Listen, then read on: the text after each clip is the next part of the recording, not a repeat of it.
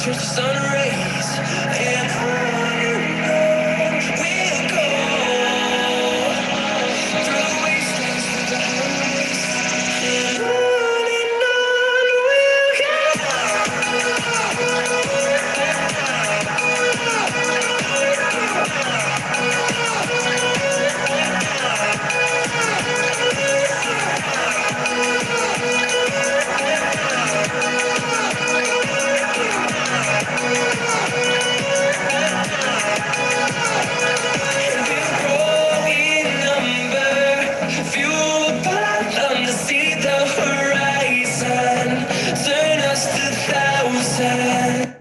You've got some putting drill advice for us. Sure, yeah. Putting comes down to three things: the ability to start the ball on line, the ability to hit the putt at the correct speed for your read. So reading a green also will matter. Yeah. The most important thing is speed and start line.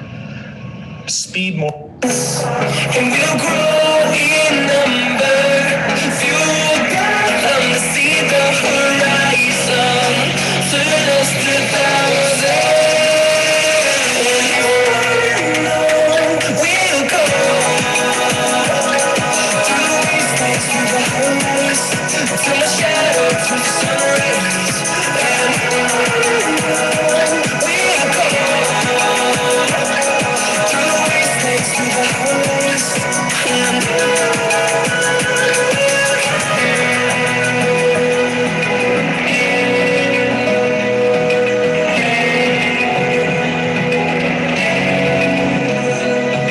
open eye, feel the waves cut through me, hypnotized by the sounds I'm breathing in. Hold tight, chemicals collide.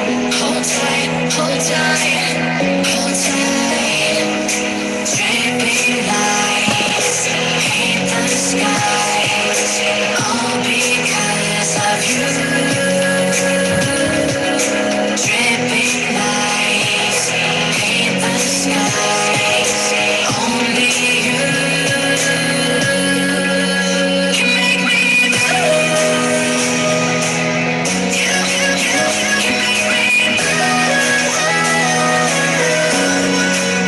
Can make me blue. You can make me blue. Can make me.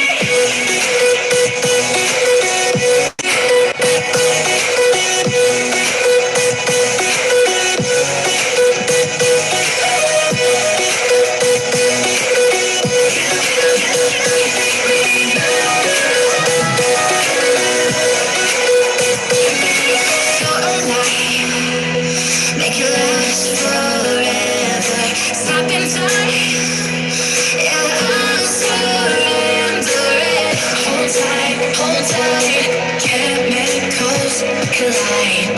Hold tight, hold tight. Dripping lights paint the skies, all because of you. Alrighty, what's going on, ladies and gentlemen and beautiful people? How is everybody doing? We want to officially welcome everybody back to the Successful Saturday. Guys, give me one moment as we adjust our audio settings right over here just to make sure that you guys can still hear us and see us loud and clear. So give me just a moment here. Okay, and we're going to have this thing rocking and rolling. All right, guys. Let me get a 111 in the chat box. If you guys can hear me loud and clear on the mic, let me know if you guys can see the screen. So that way we can go ahead and begin the Successful Saturday. Absolutely amazing. Alrighty, so once again, I want to welcome everybody back officially to the Successful Saturday. And this is going to be your place for strategies for success, leadership training, and development with your chairman mentor, Man-nyy Quinones. Again, I'm blessed, grateful, and excited as always to be able to be here and deliver high-level training and taking the things that I've learned over the last 10 years in this industry and condense them into need-to-know informations and PowerPoints that we can go ahead and release and share with you, the teams, and the communities. So one more time, guys, welcome back. And this week I will not be sharing my screen. I want to be able to have all eyes on deck, front and facing. So that way we can dive directly into today's training. Guys, this week, as you guys know, each and every single Saturday that we come here, we give you strategies, how to build new markets, how to launch new markets, how to present in the marketplace. Now, we go over so many different concepts, and we have been doing absolutely phenomenal. Now, with all of the game planning that we have been providing for you guys with launching the market, with setting up your systems, with organizing your business, and all of these different things, these actions cannot come swiftly. They cannot come correctly unless you, the leader, the person that is in charge of your life, right? The person that God has given authority to have a commandment to be able to create and distribute your wealth. The only way that you're going to be able to effectively put in the work required to be able to launch the markets correctly, to be able to lead the teams correctly, to be able to inspire the masses, to be able to build up your kingdom, your foundation of success, and the people that surround you. That's not going to come if you're operating on an empty shell, right? If you have a hollow core, if you're screaming chairman, if you're screaming chairman trader, right? If you wanted to not permeate from outside, you don't want to just see the vibration. You want the core of your being, the core of your soul to truly embody leadership. There are going to be some values that you're going to need. So this successful Saturday, we're going to be going over the 10 core values of leadership. And I want you to look at this week as a personal assessment of your leadership. As I go through these 10 core values, I'm going to be reading from the screen exactly what the core values are. And I would like for you guys to get a pen and paper. I want you guys to have a notebook in hand for this training. Now, as I go over the 10 core values, I want you to rate yourself on a scale of 1 to 10 as to what is your level, right? And it's not with me, it's you yourself. This is going to be a personal assessment of your leadership. I want you to write on a scale of 1 to 10 what you feel like your level of each and every single one of these values is. So that way you know how to work on yourself. Again, our ability to lead is like an equalizer. There are several different components, and you want all components working on a very, very high level to get you to where you need to go. So let's jump right into this week's Successful Saturdays training. All righty. And this week we're going to be getting with core value number 1, which is confidence. Now I want you guys to check this out here, right? To be an effective leader, effective, that is the key word. You should be confident enough to ensure that others follow your command, right? It's like what John C. Maxwell said in the 21 Laws of Irrefutable Leadership. He said, those that believe they are leading but has no one to follow is only taking a walk. So let's walk through this again. To be an effective leader, keyword effective leader, you should be confident enough to ensure that others will follow your command. If you are unsure about your own decisions and your own qualities, then your team will never follow you. As a leader, you have to be oozing with confidence. You have to show some swagger and assertiveness to gain the respect of your network. This does not mean that you should be overconfident, right? Always remain humble, but you should at least reflect the degree of confidence that is required to ensure that your team trusts you as a leader. Now, we're going to reflect on this one more time. And I want to make sure that this hits home because many of you are operating this business and you want to be a chairman. You want to be a chairman trader. You want to be able to lead the masses, right? Let me make sure. Can you guys actually see my screen here? Let's make sure. All right, let's make sure that you guys can absolutely see the screen over here. Type of 111 if you can see the screen that is over here. It's cut a little. Okay. So let's try this one more time. All righty. How about we do it like that? How about now? Can you guys see the entire screen now? Because we have a lot of really, really good information. All right, we are absolutely perfect. So we're going to continue to run through this, right?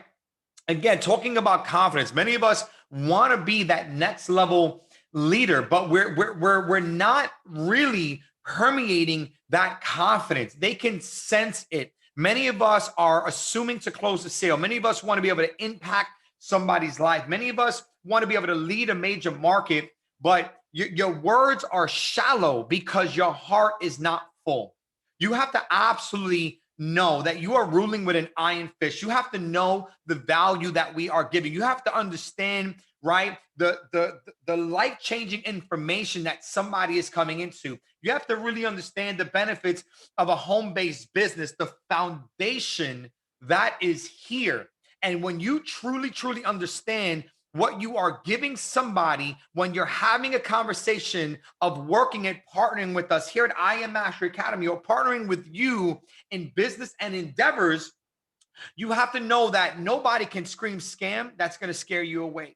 There is no bad rumor that can come. There is no bad mouthing that can shake your foundation. It is like Jesus walking the earth, talking to his disciples about the scriptures in the Bible. The devil is not able to shake him, right? The non-believers are not able to shake him. He had absolute authority and confidence in what he said because he was delivered from his Father. So how many of you guys are absolutely confident in the words that you are sharing when you are sharing this business? So I want you guys to rate your confidence on a scale of 1 to 10. Now we're going to move on.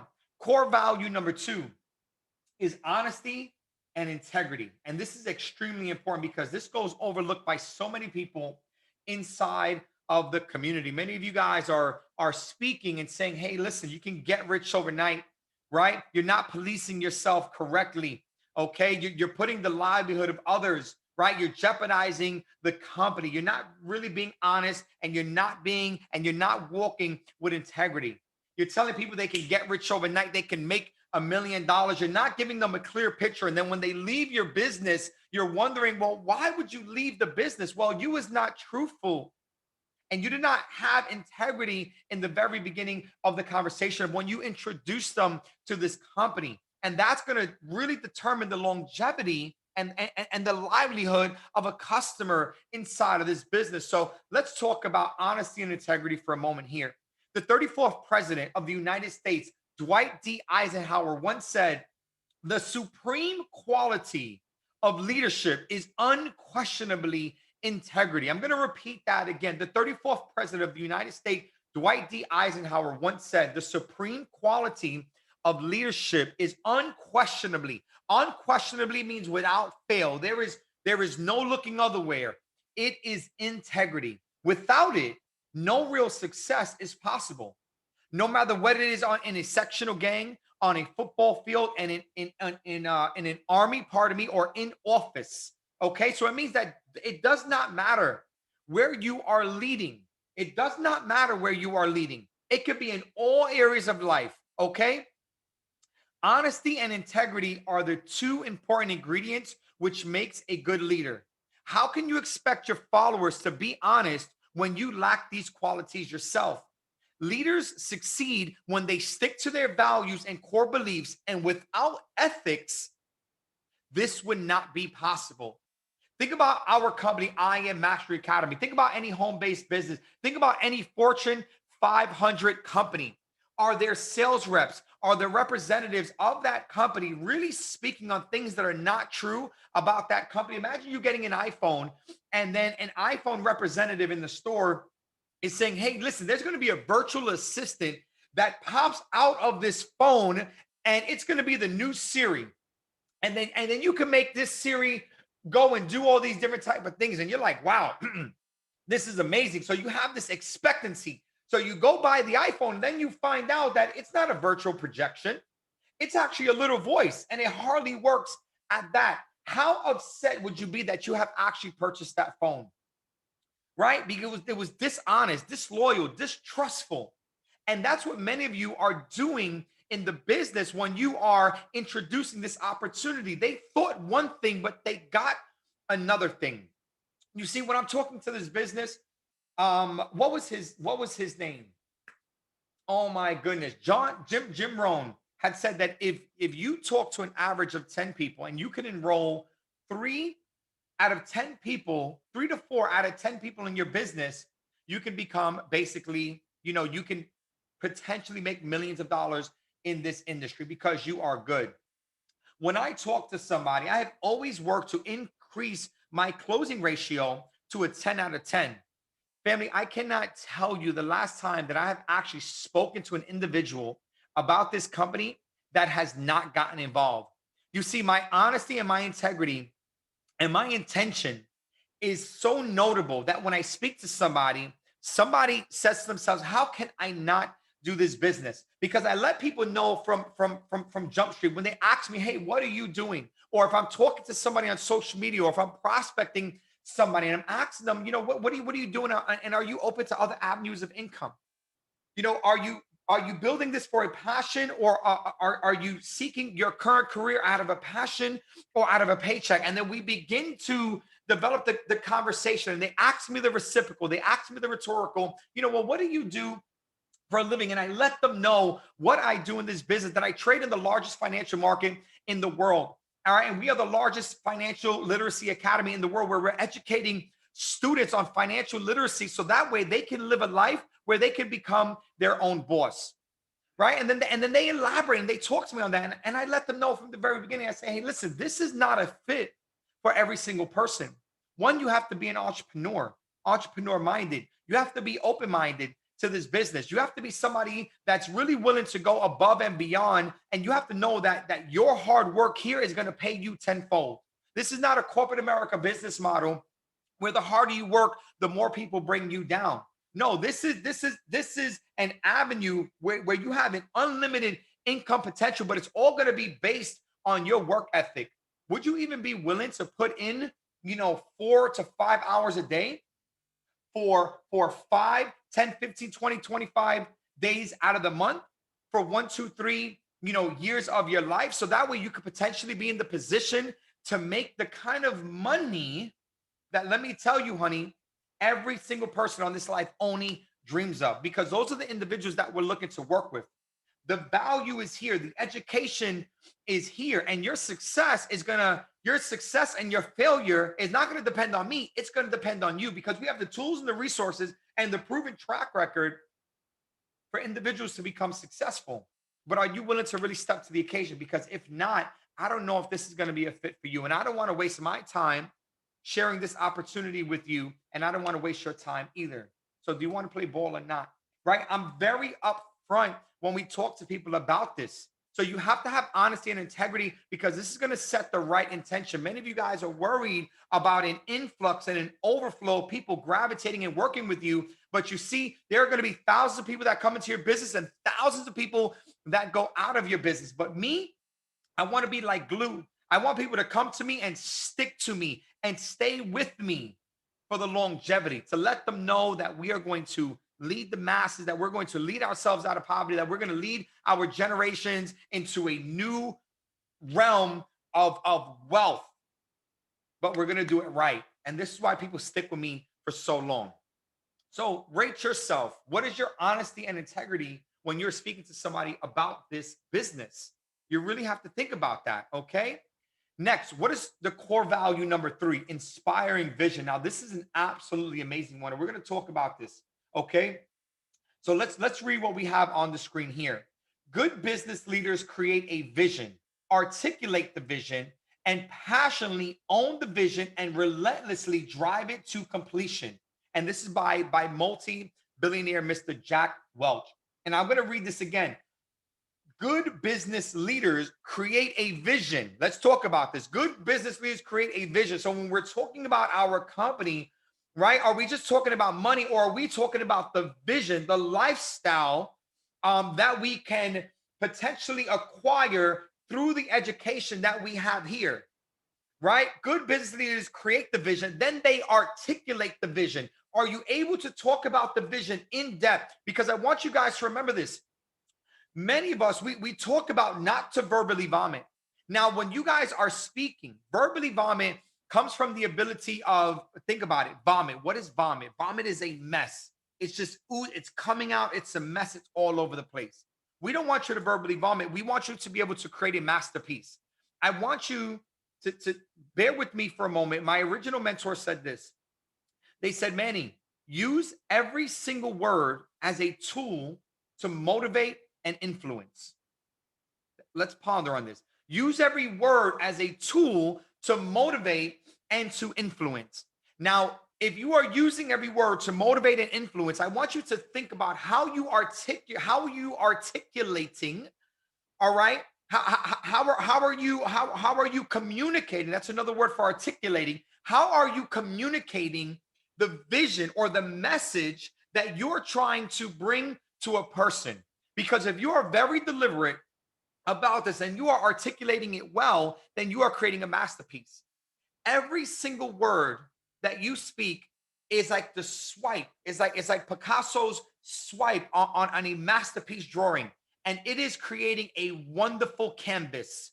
And by the end of your conversation, in their mind, they can see this amazing masterpiece. They can see this vision. They can see this life. They can see exactly what is in your head and what is in your heart. They can see it because you had the ability to articulate it. And now you are passionately owning the vision. You passionately own the vision, meaning that when you are articulating and you are talking about the vision that you are creating, you are speaking about it with such passion that you are getting them emotionally involved in what you are saying. Has somebody ever talked to you that you just naturally gravitate to them? And then you're like, yo, what are you talking about right now? I need to know this with passion. You are not dead. You are filled with the Holy Spirit. You are filled with life, and you are passionately talking about what you are trying to effectively communicate. And then you are relentlessly driving that vision towards completion, day in and day out. This is what good business leaders do. So let's continue. One of the most significant qualities of a great leader is vision. This is the quality that differentiates followers from leaders. Remember, this is what differentiates followers from leaders. Followers are the lambs, are the sheeps that are out here, the baby lambs. They are out here and they're in herds. They're flocking around in herds. They have nowhere where to go. They have no idea what they're doing. They're like on a hamster wheel in society, believing that working until they're 65, where the average death rate in America is 72. So on average, you're working your entire life until you're 65, until you can retire. And then within the next 7 years, you're most likely dropping dead, according to the statistics in America right now. And then they believe that that is living. That is not living. You see, a leader is somebody that's able to come into the masses and they're able to lead the sheep to the promised land. That's why we're able to hit ranks like Chairman 100, Chairman 10, Chairman 25, Chairman 50. That is the quality that differentiates the followers from the leader, is the ability to inspire vision. Now let's continue here, right? A sound leader has a vision to look into the future, right? They are very clear with respects to their ideas of where they are and where they want to go. And they are exceptional strategic planners. Great leaders tap into the sentiment of their team, which means the emotion, while managers are looking to get the job done. That's why everybody hates their boss, but everybody loves a good leader. Great leaders tap into the sentiment, the emotion of their team, while managers simply look to get the job done. It's very important. Don't let that go over your head. Probably the most difficult job for a leader is to persuade others to follow. It can only be possible if you inspire your followers by setting a good example. When the going gets tough, they look up to you to see how you react to the situation. If you can handle it well, they will follow you. As a leader, right, you should think positive, and this positive approach should be visible through your actions. Stay calm under pressure and keep the motivational level up. As John Quincy Adams once put it, if your actions inspire others to dream more, to learn more, to do more, and become more, then you are a leader. If you are successful in inspiring your team, you can easily overcome any current and future challenges easily. So family, I want you guys to rate your inspiration level. How well are you inspiring vision? How well are you casting the vision? Rate yourself on a scale of 1 to 10 every single time that you are talking, every single time that you are leading, every single time that your team is around you. How well are you doing this? Let's continue to core value number 4. Core value number 4 is good communication. To be a good communicator, which we slightly touched on core value number 3. So let's dive into this a bit more. The ability to perfectly articulate your thoughts and vision is another skill every good leader attempts to master. Even though facing a crowd can trigger nerves for most of us, conquering this fear is what turns a good leader into a great leader. So I'm going to read this again. The ability to perfectly articulate your thoughts and vision is another skill every good leader attempts to master. As we talked about, remember, when you are articulating well, it is painting a picture in their mind. And if you do it well, they will see your vision. If you do not do it well, they're going to think that they know what you're talking about. How many of you guys have tried to speak to somebody and you just said whatever came to your to your mind, they just blabbered out of your mouth and they're like, oh yeah, I know that. And you're like, bro, no, you don't. And now you're trying to rectify and fix the first and lasting impression that you left in your head. And now you've already set yourself up for failure. This is why they say the first impression is a lasting impression. So this is why the ability to perfectly articulate your thoughts and vision is another skill every good leader attempts to master. And even though facing a crowd can trigger nerves for most of us, again, conquering this fear is what turns a good leader into a great leader. Now, let me digress for a moment. People loved, and I'm not here to get into any politics, so I don't want to keep politics, but the facts are the facts. People loved Barack Obama because he was charismatic. And he was such a good speaker. When that boy grabbed the phone, that was it. My president is black and my Lambos are blue. And everybody loved Barack Obama. But if you actually do the research, you'll find out that Barack Obama was actually one of the worst presidents that was ever in office. They highlighted whatever he did, but then they did not highlight what he did not do. And if you look it up online, you will see how terrible the economy end up turning. And people hate me for saying that, but facts are facts. So look it up online. Now, if you look at our current president, everybody wanted Mr. Joe Biden to beat Mr. Barack Obama. Joe Biden came in, the economy is tanking, gas prices are going up. I mean, the world is back in a frenzy. That man cannot talk for nothing. There is nothing but memes and all of this craziness that he can't talk. He's the president of the United States. Talking about, oh, I'm going to get in trouble for saying this. I mean, nobody even likes Joe Biden anymore because he can't talk. They don't want to let him do public press releases. So I want you guys to think about this. You are a president in your business, okay? You are a president in your business. When you are speaking, when you are in front of that room, I want you guys to understand when you are in the Zoom call, when you are presenting, when you are training, any single time that you are speaking to people, they can feel your energy. They can sense the stuttering in your voice. They know everything. They feel everything. You are commanding with authority right there. You are there. So you have to be able to shake the nerves. You have to conquer that feel, right? You have to conquer that feel because this fear, pardon me, because this is what's going to turn you from being a good leader into a great leader. So if you do not have the ability currently to be able to speak in front of an audience, to speak in front of your team, I want you to remember this. The only difference between the master and the student is that the master has failed more times than the student has ever attempted. Like Les Brown said, he said, if you don't know how to do something, learn. Will Smith said it best. He said that you have to practice hours and hours and hours and hours and hours on your craft. If you are not good at something, the only reason you're not good at it is because you have not done it enough. That is the bottom line. In order to become an expert in your field, you need to do something for 10,000 hours. I want you to think about how many hours have you actually dedicated to speaking and to communicating effectively with intention. Because if you haven't done it enough, that's why you're not good. So do not say, hey, listen, I am not good enough. Say, I have not done it enough, and get to work. Get in front of that mirror. Open up the microphone on your phone and speak and communicate with yourself. This is what I used to do when I needed to present. This is how speaking started well for me. I'm going to tell you guys a quick story.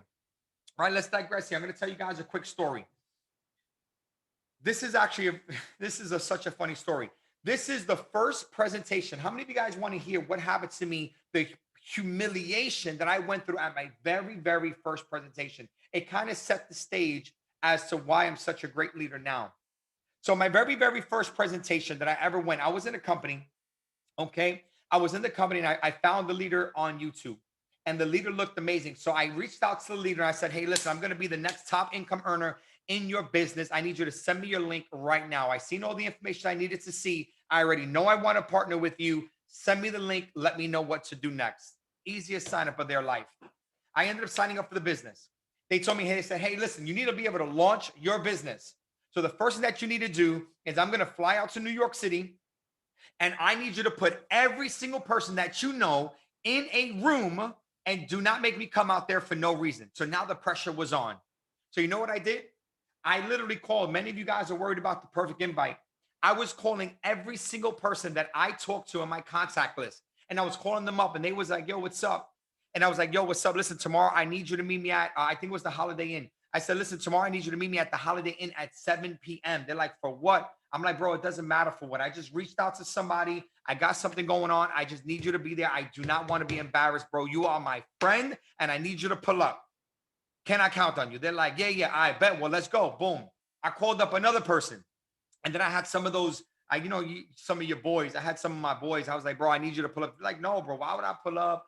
Da, da, da, da, da. I was like, listen, bro. I said, I know you for 10 years. You're either going to pull up to this meeting and support me, or don't call me ever again. I don't got time for this, bro. Don't embarrass me. I put my friendship on the line with some of these people. Get to the meeting. They're like, bro, all right, bet. I'll be there. Thank you. Bye, Felicia. I'll see you there. I was calling everybody. I was single at the time. All the girls that I knew, I was calling them up too. Like, yo, baby, I need you to meet me over here at the Holiday Inn. Yeah, pull on up. Okay. You know what I did? Back in the day, I used to do things for medicinal purposes, I guess you could say, for a lack of better words, right? Which I don't do anymore. I spent years away from intoxicating myself with a certain substance. So I end up calling the distributor for that particular substance. And I said, yo, listen, I got a whole bunch of people pulling up here. Come through with all your boys. Guess what? You're going to make a boatload of money. So I had them coming through. And if you look at my very first photo, these boys are on the side throwing the deuces up over there. And then the minute that they pulled up, I was like, yo. I said, none of that is going on over here. I'm sorry. It's not that type of meeting. And it was like, bro, what? You just had me pull up over here? Right? I had everybody there. I think I had like 18 or 24 people at my very first meeting.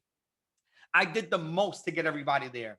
Everybody got there. My leader flies into town. Right now, I'm thinking my leader's about to come in and shut down this meeting.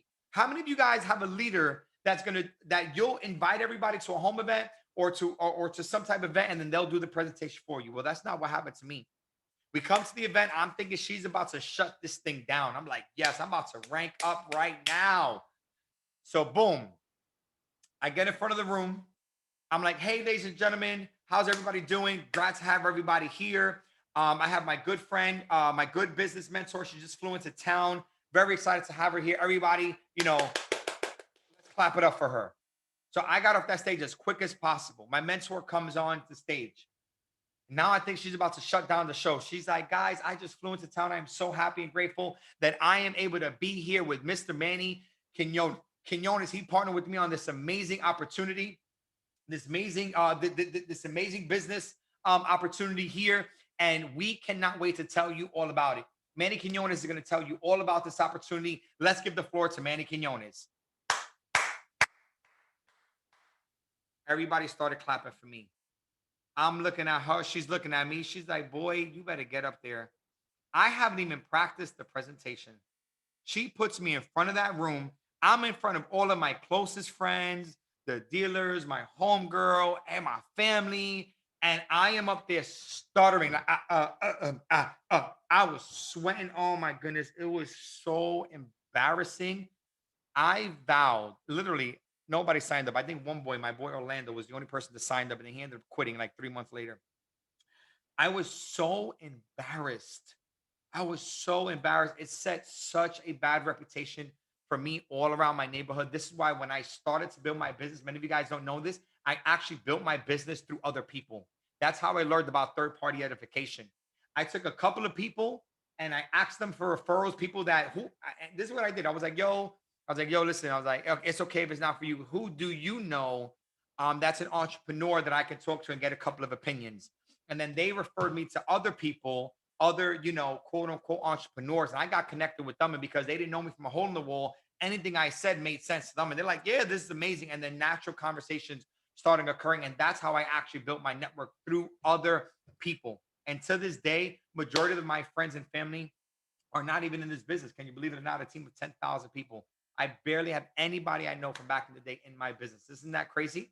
But now everybody wants to join now because you're going to get celebrated in public for what you practice in private, right? Now they want to see the lifestyle. Now they want to join, right? So I want you guys to think about this. It was that moment that I vowed to never be embarrassed again. I never vowed. So you know what I did? I ended up going home and I put on the voice recorder on my phone. And I literally practiced the presentation so many times. I stuttered so many times. I hit like a barrier of if you're saying while you're speaking, you have to think. And if you have to think while you're speaking, it instantly kind of de-edifies the information that you're effectively trying to communicate. So I was umming myself to death. I was stuttering in there, but I chose to continue. I ended up getting the presentation.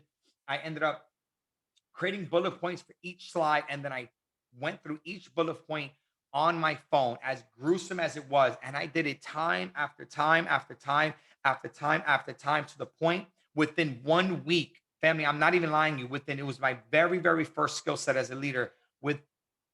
Within 1 week, I was able to present to myself on this phone to a point that it was like drop mic. I wanted to enroll myself. I was so good at talking about the business. I was like, wow, this sounds good. And I loaded myself up and I went out there and I talked to every single person I knew. And I closed deal after deal after deal after deal after deal after deal. That's where Man-nyy was made. That was the boiler room for Man-nyy.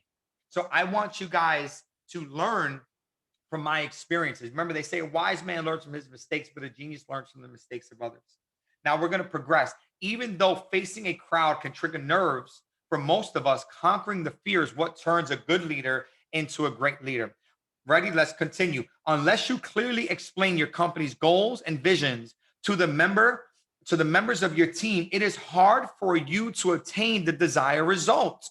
Unless you're talking about the company goals and the vision to your members for the team, it is hard for you to attain the desired result. Great leaders are effective communicators and are aware of when to talk, what to talk about, and when to listen.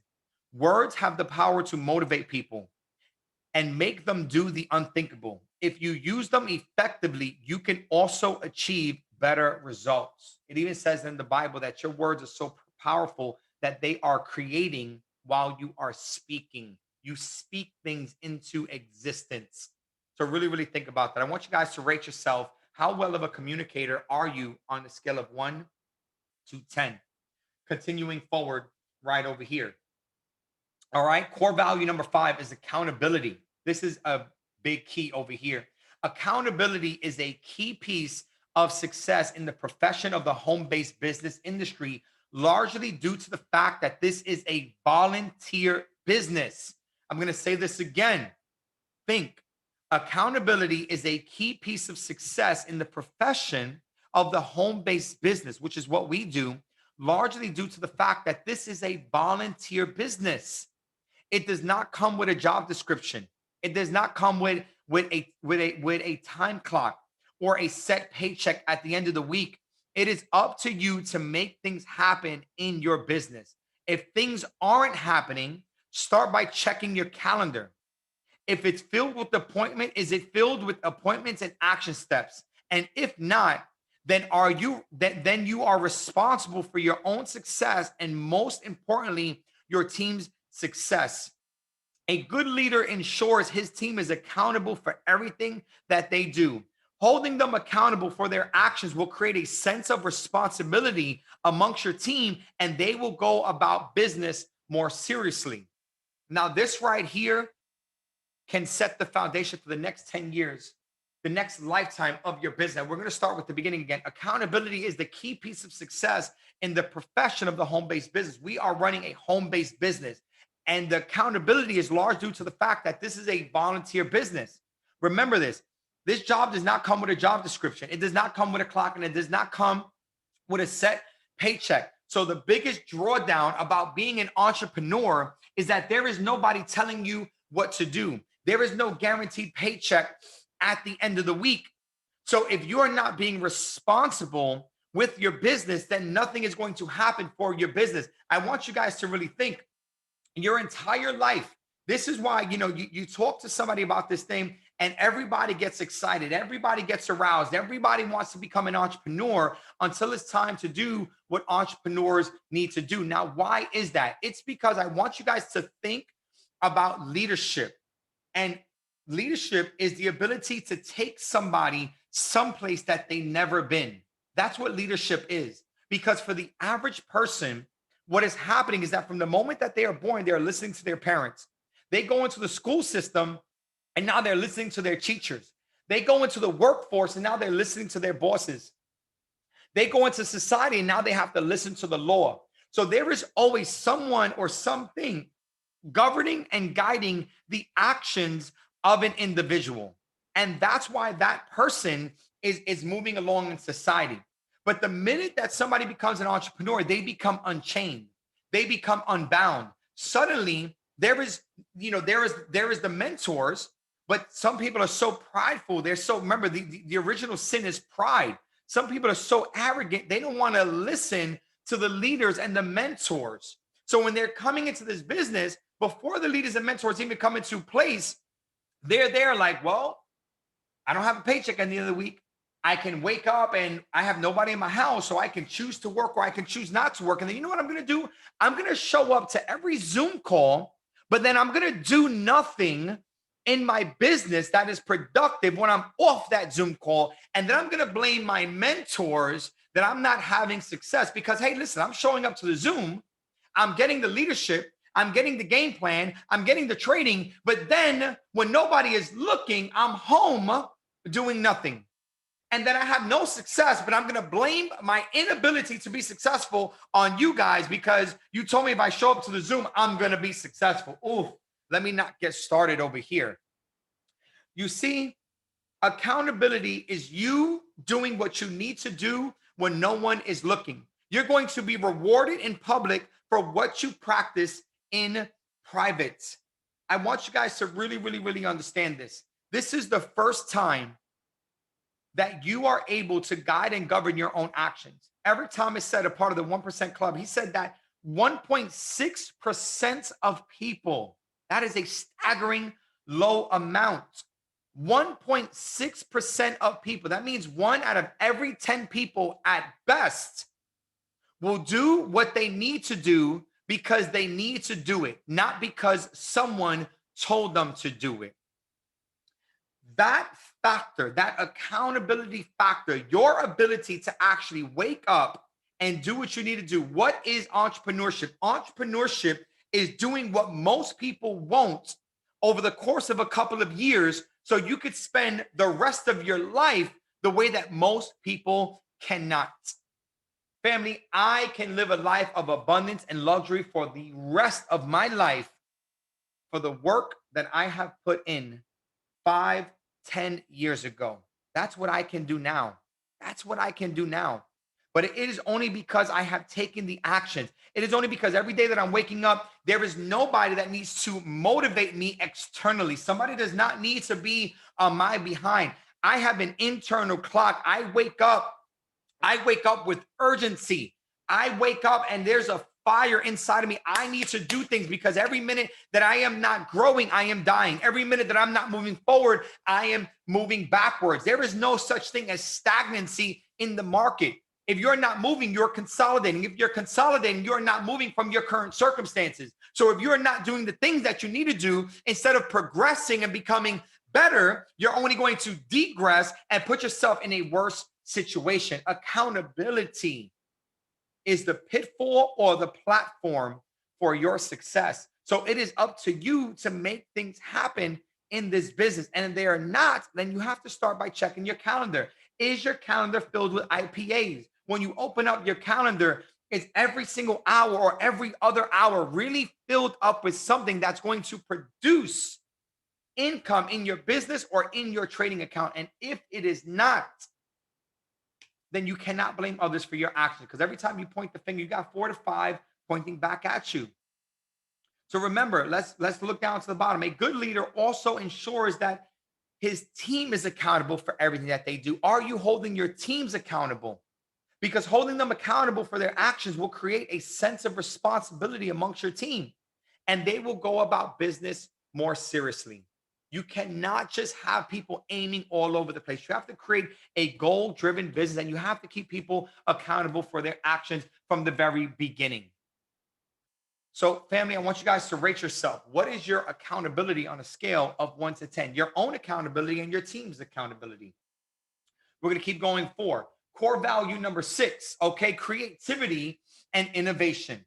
Innovation distinguishes between a good leader and a follower. Innovation, Steve Jobs, think about this. Steve Jobs says that innovation distinguishes between a leader and a follower, the ability to innovate, the ability to have creativity. Many of us were looking for a leader to always tell us what to do and how to operate in our business. A leader's job is to be able to, yes, provide an action plan. Yes, provide the leadership. Yes, provide the value, but it is up to the individual. It is up to me. If it's for me, it's up to me. If it's for you, it's up to you. I have to be creative. You see, my mind is filled. Your mind is filled with wonderful ideas. And there is no idea that comes to your mind that is a bad idea. It is just, are you doing it and in a way that is effective, or are you doing it in a way that is not effective? Because this is why leaders can either run it. This is why I can run an event and another leader can run an event, but I can take, like when we took New York City, we took one event to over 2,000 active people in the New York City market alone within 1 year. Within 3 years, we have a team of over 10,000 people. But another person, they start an event and then the event crashes and the event burns. And then now they're only sticking to a few people that is clicking up with them. And they're like, oh, this business doesn't work.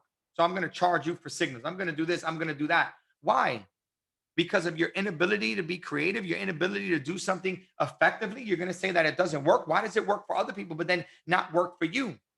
You have to operate in your creativity. So the point of that is that I can be effective in what I do. So when you have ideas for your business, act on those ideas, because bringing creativity, bringing innovation, right? Look at what we just did. We just hosted right after March Madness.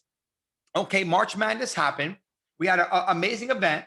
We were doing a P600 leadership meeting. We had about over 50 of our P600s in a room, and we had a very creative thought. Me and Los was thinking this, and we was like, okay, let's create the first ever traders retreat, where it's going to be 5 days of no network marketing, no home-based business, just pure trading, pure education, pure account compounding. And then what we did, we said, okay, this would be a great, but now let's get people to qualify. So then what we said, okay, the first 50 people to enroll 10 new partners into their business in a 30-day span is going to qualify for this retreat. And within 30 days, we had over 50 people basically enroll 10 plus new business partners into their business. And then they came to the Traders Retreat. And then after Traders Retreat, we brought in some educators to train. We introduced the compound plan.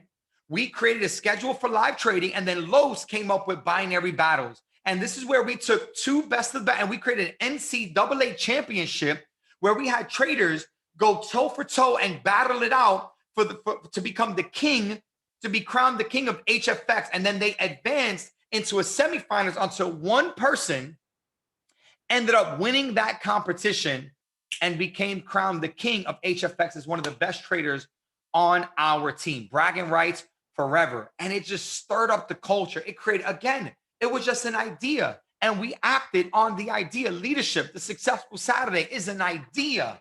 So creativity and innovation is going to distinguish a leader, pardon me, and a follower. There is just an effective way to do it and a non-effective way to do it, but you have to act on that creativity that's coming into your mind.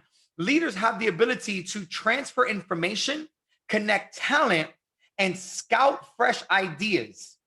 A leader is expected to be innovative and creative. Leaders have the ability, again, to transfer information. You get information, you transfer it. Connect talent. You're getting talent and you're putting it into place, and scout fresh ideas. Again, it's not what works and what's duplicate. You see somebody doing something that works great for their organization, well, scout that fresh idea and implement that into your organization. A leader is expected to be innovative and creative. If not, your business is going to fall flat. You need to spice in your business. So let's continue here. Constant innovation along with creative thinking aids would allow your team to stand out from others. A leader comes up with newer and unique ideas and converts those ideas into reality. Hence my example. Leadership is difficult without innovation. And since the global race for innovation is getting tougher by the day, innovation is the key to the success of any organization. So what are you doing with your organization? Are you bringing your leaders together? Are you creating ideas? Are you acting on those ideas? I want you to rate your creativity and your innovation with your team on a scale of 1 to 10. And let me know if your team is popping or flat. Now we're going to continue here. Core value number 7 is becoming a great planner. Okay? Strategy is not the subsequent of planning, but the opposite. It is the starting point. I want you guys to think about becoming a great planner. Remember this, they say those who fail to plan to fail. Strategy is not the consequence of planning. You don't plan, right? Right? Strategy is not the consequence of planning, meaning that you're not planning and then you're creating a strategy. It is the opposite. It is the starting point. Okay? So in order to have a strategy, in order to plan, you need to have a strategy. You need to plan. That is such a confusing way to do it. You know, smart people do stuff like that, right? But you have to be able to be a great planner in your business. Let's continue. Good leaders are great at strategic planning, and most leaders understand the need for it. Teams at all levels are comfortable when they know what to do when they have a plan. It is a reminder of the goal that they are expected to achieve. So we're going to read this again. Good leaders are great at strategic planning, and most leaders understand the need for it. Teams at all levels are comfortable when they know what to do when they have a plan. And it is a reminder of the goal that they are expected to achieve.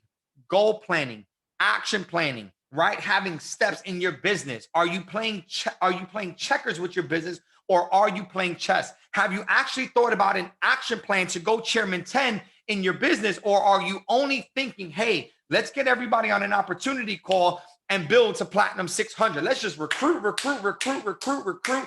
Let's get on every Go Live session and trade. And then you're wondering why you're not getting the results. You must think about the end goal, and then you have to reverse engineer how you're going to get there. T.D. Bishop Jakes, he said that success is in the detail. Many of us are not detailed oriented. And if you're missing the small details, if you're not allowing yourself to really have critical thinking, if you're not allowing for critical thinking, if you're all over the place, if you feel like you have a short attention span, if you give yourself a million different excuses, listen to me. Stop, slow down, get a pen, get a paper, think about where you want to go and reverse engineer how you are going to get there, step by step by step by step. And then when you get all the way up to the point of where you are, now follow those actions. Let your team know these are the actions. Create goals, create plans, and execute. And you will find yourself exactly where you want to be. Let's continue. Leaders have the potential to plan ahead. And due to the increased market share competitiveness, organizations and leaders only survive when they continuously and accurately forecast their next move. Leadership is more of an art than it is a science. Ideal leaders trust their gut in taking great decisions. The more your involvement in a planned action, the greater the result you will achieve. Be the leader in your organization and be your personal, be the leader in your organization and your personal life by taking, pardon me. There we go. I almost choked up there. Be the leader in your organization and be the leader in your personal life by taking great decisions on time and sticking to them. Changing oneself can be the best way to inspire others to change. Remember, family, rising tides raise all ships. So I want you guys to think about and rate yourself. How well of a planner are you? Because those who fail to plan to fail. We're going to continue. Core value number 8, delegation and empowerment. Empowerment and delegation are the two core qualities of a leader. There is only some value you can deliver without being ineffective and overloaded. Hence, you are expected to delegate your responsibilities which is critical in maintaining the effectiveness of your organization, reducing stress levels for yourself, and developing your team skills. Now, that didn't go, we didn't deliver on that. So we're going to read this slower. Ready? This is about the delegation and empowerment. Let me talk about that. Delegation is the ability to basically transfer tasks and transfer power and allow things to happen in your organization. Okay? Delegation and empowerment, building out your structure, your tree of leadership, because you cannot do everything on your own. Let's talk about this again. Empowerment and delegation are the two core qualities of a leader. There is only some value, think about this, there is only some value you can deliver without being ineffective and overloaded, which means that I can only give some value. I can't give everything. I cannot give everything and be effective. It's not going to happen. There is only some value that I can deliver without being ineffective and overloaded. Hence, I am expected to delegate my responsibilities, right? Which is example, I need to be able to delegate leadership. I need to be able to delegate training calls. I need to be able to delegate opportunity calls. I need to be able to delegate different tasks in the organization, which is going to be critical in maintaining the effectiveness of the organization, because I can't do everything myself. And this is going to reduce the stress levels for me. And at the same time, it's going to develop the skill levels of the team. The hardest thing to do is to let go. When you have to let go and let God, it's a very, very scary feeling, because you might feel, hey, listen, I went through all the training. I'm the best presenter. I'm the best trainer. I'm the best educator. I'm the best at everything. And then if I do everything, my team is going to have a better result. And that is absolutely true. Until the point of becoming overloaded. Let me give you a very, very real visual example. When I first started the business, I was doing everything myself. Let's talk about this. I did 4 opportunity meetings a week, right? Monday, Tuesday, Wednesday, Thursday. I was going to every single event, every single market, and I was doing a presentation, closing the deals, and then I was fast start training everybody after, so they were able to set up. And then I was going home. I was doing the IBO training. I was doing the trade training, all right? And I was doing everything. And it worked. It worked to a point where my team grew to about 500 people and everybody was learning from me. But then something happened. Duplication started happening in my business. Leaders who have been through my trainings enough started to rise up because they began to have the skills. And what happened was when they started building out their organization, okay, when they started building out their organization, they was attempting to connect their people to me, but it wasn't happening. Why? Because the supreme influence of the extended team. So it means that let's say I recruited a leader and then that leader is a P1000. The 30 people that my leader recruited wants to learn from that P1000. They didn't really want to learn from me. Or when they were learning from me, it wasn't as effective because they didn't have a real connection with me. Their connection was the leader. So as more leaders started to develop in my organization, right, I started to become ineffective and overloaded. I couldn't reach out to all of the masses on my team. I could not do it. I did not have the supreme influence of the newest person on my team. If a brand new person on my team comes, right, let's say they're 100 levels deep, right, they are the 10,001 person that comes in. They don't know me from a hole in the wall. There are 17, let's say there are 10 layers of leadership. They'll meet me, they'll respect me, they'll want to learn from me, but then I'm not the one that's in their corner. I'm not the one that's in their mind that's getting them to do things. It is the person that brought them in. And the person that brought them in, the person in their mind is the person that brought them in, that brought them in, that brought them in, that brought them in, that brought them in.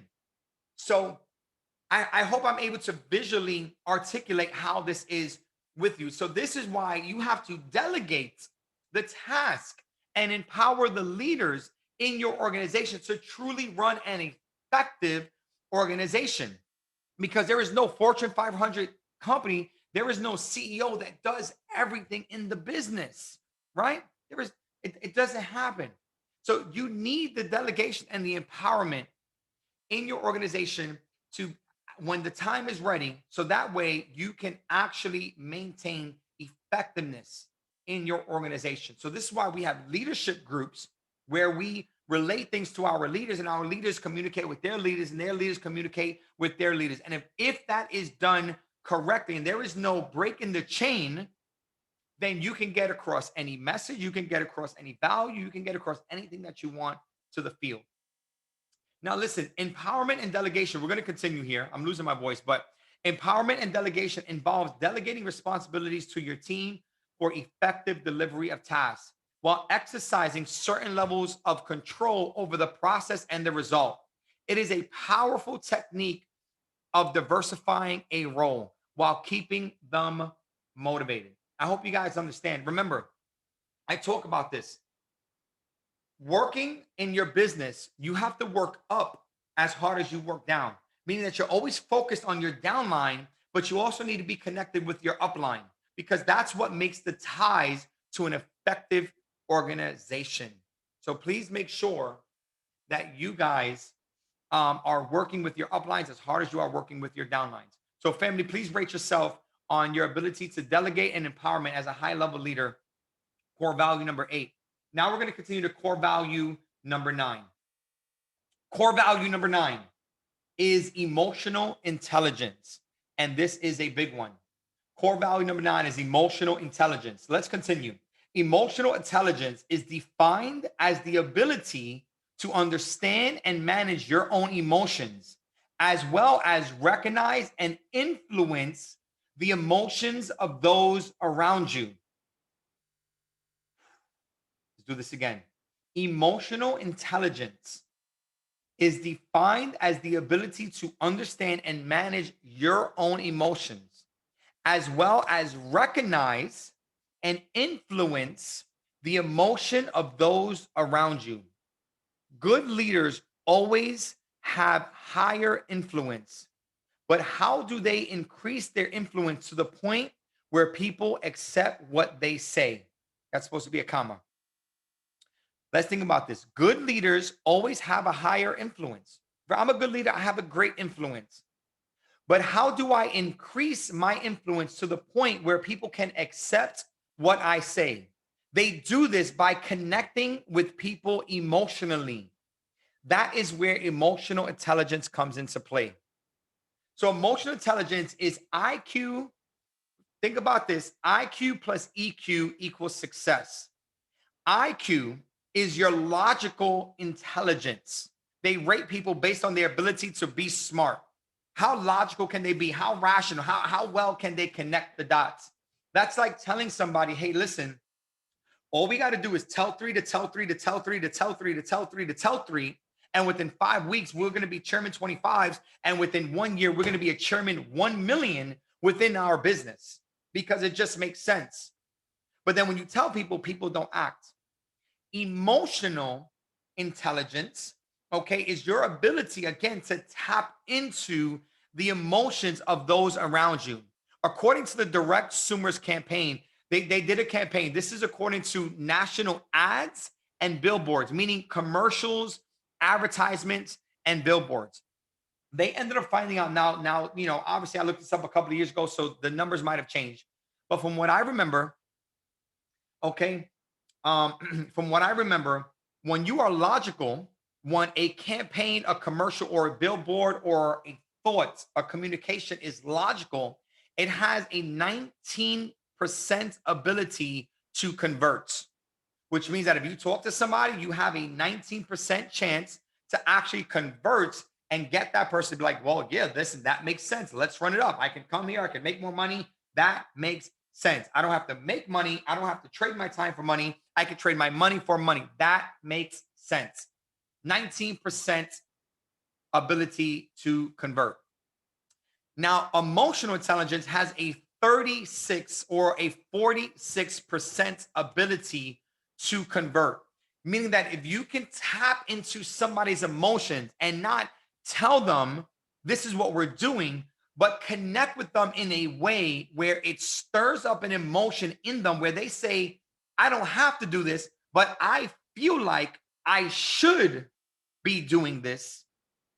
They will then act and get started with you. They will then seek you. Do you understand that? So your ability to have a conversation, to say things where you're tapping into their emotion is not going to motivate them. It is going to inspire them to be able to take action. As an example, if I'm talking to somebody, let's say I'm talking to a single mother and I'm telling her now, I'm really trying to look out for her and I'm talking to her and I'm like, listen, yo, you could do this and this and that and the third. And she's like, yeah, but I don't really have the time. I don't have this. I don't have that. The kids are all over me. I'm a single mother. I got to work 2 jobs, this, that, and the third. And then she's just saying, no, no, no, no, no, no, no, no. She's shutting me down. But then I come at her with a different approach. I'm saying, yo, sis, listen, how are you doing? How are you feeling today? Oh, I'm feeling overwhelmed. I'm feeling anxious. My kids are crying. They're not happy. Listen, sis, I've been there. How long do you want to feel that feeling? How long do you want to be stressed? How long do you want to be in despair? How long do you want to see, your kids stressed out? Don't you want a better life for your kids? Yeah, I want a better life. Well, tell me, sis, how are your kids going to get a better life if this is all you're doing? Because the definition of insanity is doing the same thing, expecting a different results. So how many years are you going to be doing this, expecting a change? Sis, we need to change what we're doing right now. So that way we can change what the kids are doing. Don't you want that change? Don't you want your kids to have a better life? Don't you want to have a better life? Don't you want to be able to be in a 6-bedroom, 7-bedroom lake, right? A casting division, where a 6-bedroom, 7-bedroom house on the lake where you can wake up every morning in gratitude and look at that lake and get tranquility, where you can hear your kids yelling and screaming down the hall because they're having so much fun. Don't you want to have so much money coming in that you don't even have to think twice about where that next meal is going to come from, or that man coming into your life that's going to help you provide and support for your kids? Don't you want that, sis? Yeah, I want that. Well, listen, if you want that, what are you going to do about it? Because listen, what I got going on over here has helped so many women. There are so many women that were in your position right here, right now, that said, you know what? I'm going to make the time and I'm going to make the money and the effort to do this because my kids deserve a better life, because I deserve a better life. Because I don't need that man at the job telling me what to do, telling me when I'm gonna come in. And Pete, I don't need another man coming into my house yelling at me and screaming at me when these are not even their kids, and I gotta submit to that man only because he is helping me provide. No, no, no, no, no. I can do this. So sis, you can do this. I need you to tap in. I need you to plug in with me. I need you to do this with me because sis, we're gonna take you to another level. Can you run with me? Can you trust me? Because this information here is going to change your life, but I need you to work as hard for this income as you're working for your kids because you're working for their future. That's what I need you to do. You have to talk in a way where you are tapping into people's emotions because when they believe that it's a good idea, when their heart is compelled, they will move. And you can do this in so many different areas of life.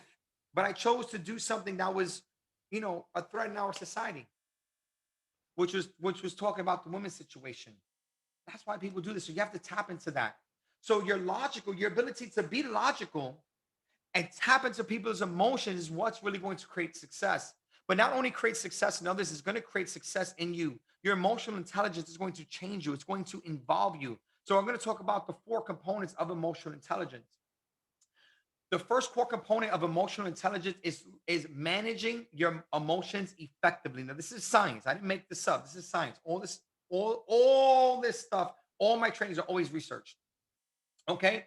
Manage emotions effectively. This is the first core component of emotional intelligence. In order to manage emotions effectively, this requires an accurate assessment of yourself. You need to really, really, really be able to assess yourself and understand how you are feeling every single moment. Instead of getting mad and then exploding with anger and then saying, oh, I was just mad, it is the ability to recognize the moment you are getting mad, the awareness of saying, yo, there is something inside of me changing. I am getting mad, and I'm going to have to control this feeling of anger. I'm going to have to control this feeling of jealousy. I'm going to have to control this feeling of rage. I'm going to have to control this feeling of insecurity. I'm going to have to control this feeling of doubt. I'm going to have to control this feeling because I am out of balance right now. Managing your emotions effectively is the first thing to emotional intelligence because your emotions, right? Your emotions creates an energy field that is around you. And people are you ever walked into a room or you ever met somebody and before you even talk to them, you kind of had like a vibe for them? People forget that we are emotional beings, that we are spirit creatures, that we are surrounded by energy fields. And you can see somebody and you can instantly see, the mood that they're in. You can just feel it. Even if they're trying to be happy, you can just sense the sadness or the joy in them. That's why you're around some people and they're like the light. And you're around some people and it's like, it is so dark. And you're like, yo, like, what is going on over here? You have to manage your emotions correctly to be able to change your energy field. Next is you have to have a better social awareness. This is coming into that, what I was just talking about. You have to have a better social awareness. Control of one's emotions, which was step 1. Control of your emotions, right? Control of one's emotions, having an optimistic outlook and being able to adapt to changes. Better social awareness. Your ability to control your emotions, to always have an optimistic outlook and adapt to changes that is going on around you. Meaning that if you are around people, let's say that are being negative, that are being angry, do you have the ability to identify that they are getting some way, but then not tap into that, but to detach from that, right? Almost with like conflict resolutions. These are all pillars, which all essentially lead to the same thing. So there's a lot of similarities between them. So having that social awareness, seeing how other people are feeling, how other people are acting. Are you able to have control of your emotions while they're going through their own emotions? Can there be a million people that are around you that are upset, but you stay happy? Having seamless communications, similar to self-awareness, with the external point, listen to this, with the external point of focus involving perceptions of feelings, thoughts, and actions, similar to self-awareness with the external point, right? So being very aware of your emotion, being aware of other people, right? With the external points, right? Meaning that what you're basically doing is you're focusing on evolving the perception of feeling, thoughts, and action. So I can say it like this. If I'm talking to you, right? Let's say that was the example of me just talking to the woman and trying to tap into her emotions. Am I able to talk to this person while keeping in mind their feelings, their thoughts, and their actions? Am I able to talk to this person, keeping in mind their feelings and their thoughts and their actions? Meaning, let's tie all three of them together. Right? Actually, let's go into conflict resolution and then really create this scenario. Conflict resolution. That's the fourth core component.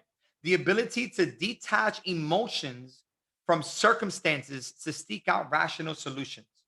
Conflict resolution, the ability to detach emotion from circumstances to seek out a rational solution. What do I mean? What do I mean by all of this? Let's say I'm coming into a room and somebody, we're in a whole group of crowd and somebody's having a really, really bad day.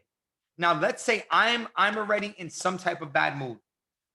I'm in a bad mood, they're in a bad mood, everybody around us is in a great mood, and we're like at some type of party.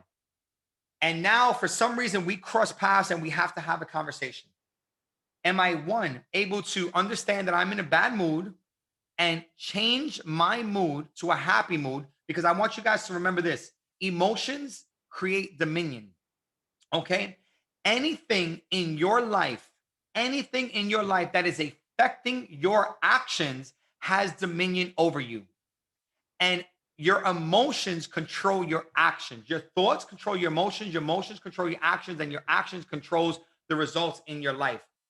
So if you are feeling upset and you cannot get yourself out of being upset, that spirit of being upset, okay, that spirit of being upset is going to change basically your actions. Right now, I'm losing my point because I'm trying to get so deep here. It's going to change your action, and then you're just going to come across with this energy. So do I have dominion? There we go. That spirit of anger so as long as you're holding on to whatever's making you angry, it has dominion over your life. It has dominion over your life. If somebody has the ability to say something that gets you angry, and then you are angry because of what they said, that person has dominion over your life. They're able to control you. This is why, like, men and women, right, they toil with each other a lot because they say very things that are like so emotionally negative that they just start to control their actions. They say thing after thing after thing after thing after thing, which starts to get them more upset. And the more upset, your actions start changing. You start going out of character, and it becomes all this. Or somebody starts telling you that this business is a scam, that you're never going to make money. It starts to change your emotions. It starts to change your behavior, and it starts to change your actions because you gave them dominion over your life because you cared too much about what they said.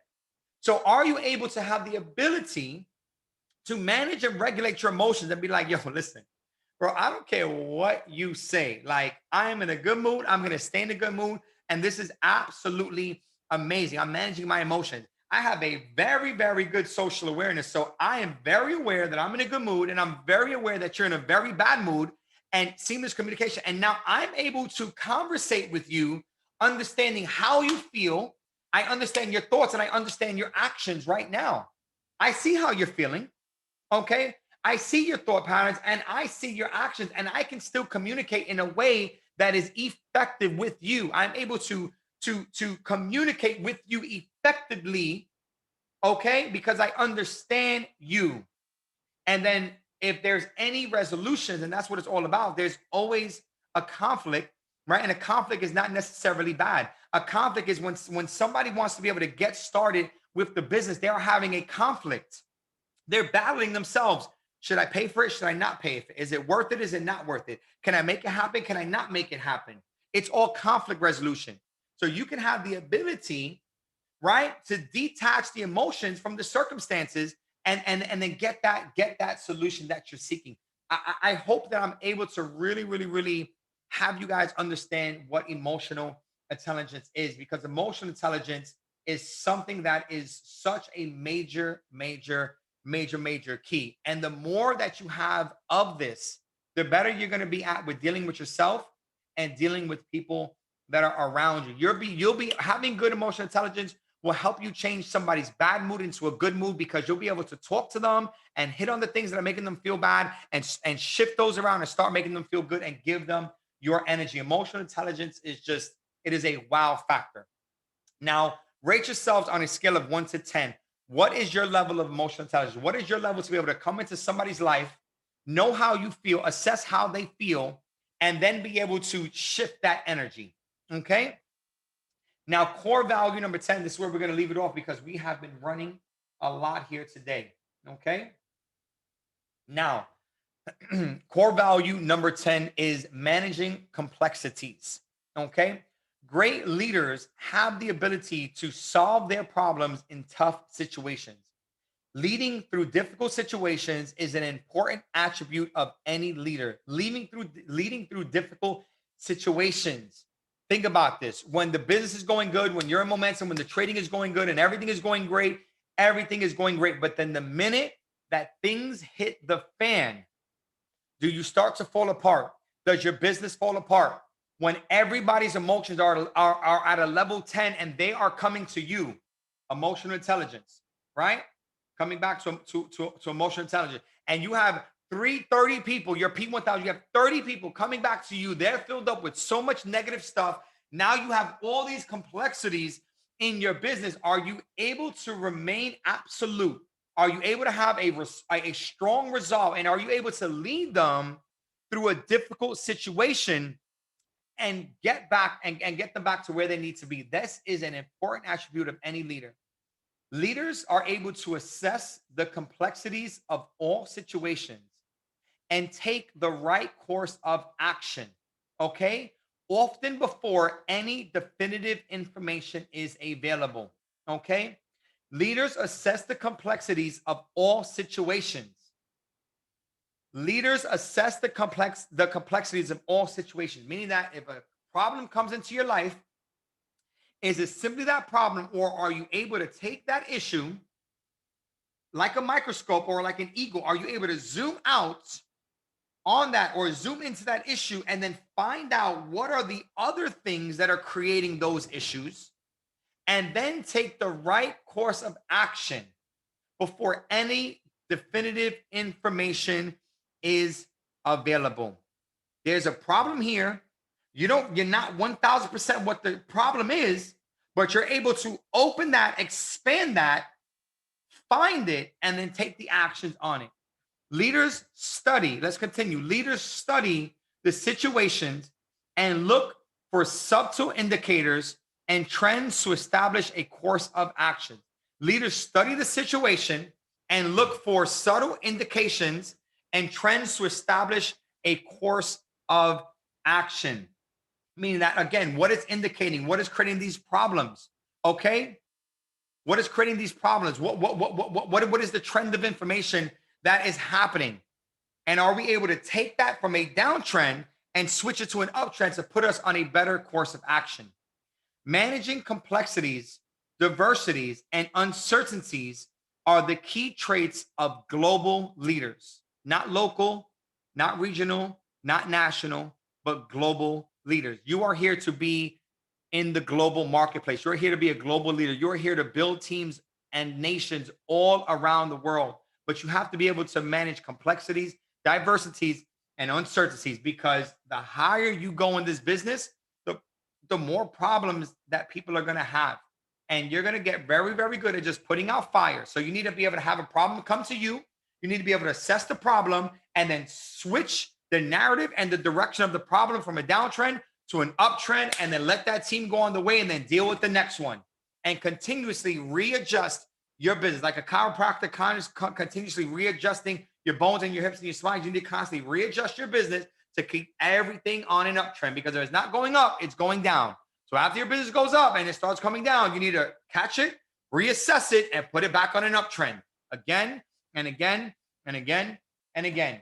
So is one bad problem shutting down your entire business? Or are you able to just deal with these complexities? Because that's going to really determine the longevity of your business. Okay, ladies and gentlemen. So please rate yourself, family, on a scale of 1 to 10. What is your ability to manage complexities? Are you folding under these pressures, or are you transforming these tragedies into triumphs? Let me know. Let yourselves know. All right, ladies and gentlemen, we're going to be able to conclude this week's Successful Saturday. Again, a personal assessment on your leadership. Again, with all the action that we have been providing you, the blueprint to build out a system, the blueprint to build out a market, where we're providing the IBO strategies to go chairman, to do all these different things that you guys want to do. We not only want you to be able to do them, but we want you to be able to do them effectively. And in order to do them effectively, it's going to require personal assessments of your leadership. So remember, core value number 1 is your confidence. Core value number 2 is your honesty and integrity. Core value number 3 is your ability to inspire vision. Core value number 4 is the ability to be a good communicator. Core value number 5 is your accountability level for you and your team. Core value number 6 is your ability to be creative and innovative in your business. All right. Core value number 7 is your ability to be able to be a great planner. Core value number 8 is your ability to delegate and empower. Core value number 9 is your emotional intelligence, managing your organization. And core value number 10 is managing the complexities that is within your organization to grow into a global leader. Ladies and gentlemen, I could not be more excited than what I am now. If you guys have found some value over here, family, just let me know. Simply type in 111 for me in the chat box. Now, before we get ready to wrap up this Successful Saturday, I want to let you guys know where you can find the Successful Saturdays. Ladies and gentlemen, please remember, okay, let's actually lower this down. Please remember that we have recently opened up a YouTube channel, okay, which I have a lot of working on to do, okay? But I'm going to show you right over here. We have a brand new, and I decided to upload all of our Successful Saturdays right over here in our YouTube channel. I got to update the banner and a couple of other things, but I've been uploading each and every single one of these trainings right over here. So you'll notice that it'll say the Successful Saturday, and then we'll go through each of the trainings. So all you got to do is find the topic.